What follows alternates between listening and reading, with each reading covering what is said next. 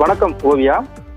மயிலாடுதுறை மாவட்டம் மயிலாடுதுறை பழைய பேருந்து நிலையத்துல செந்தில் என்பவர் உணவு நடத்தி வர்றாரு.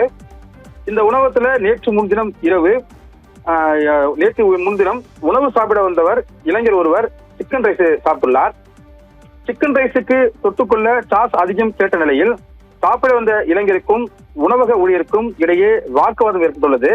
தொடர்ந்து சிக்கன் ரைஸில் சிக்கன் குறைவாக உள்ளதாக இளைஞர் மீது பிரச்சனை செய்துள்ளார். அவரை உணவக ஊழியர்கள் சமாதானப்படுத்தி அனுப்பி வைத்துள்ளனர். சிறிது நேரத்தில் தனது கூட்டாளிகள் 6 பேருடன் சேர்ந்து அங்கு வந்த இளைஞர் உணவக ஊழியர்கள் மீது கடுமையாக தாக்கியுள்ளனர். மேலும் உணவு தயார் செய்யும் சரக்கு மாஸ்டர் ஆருண் என்பவரை கையில் கிடைத்த பொருட்கள் கொண்டு தாக்கியதில் தலையில் அடிபட்டு ரத்தம் வடிந்தது. ரத்தம் வடிய அவரை மீண்டும் தாக்கினர். தொடர்ந்து அங்கிருந்து தப்பிச் சென்றனர்.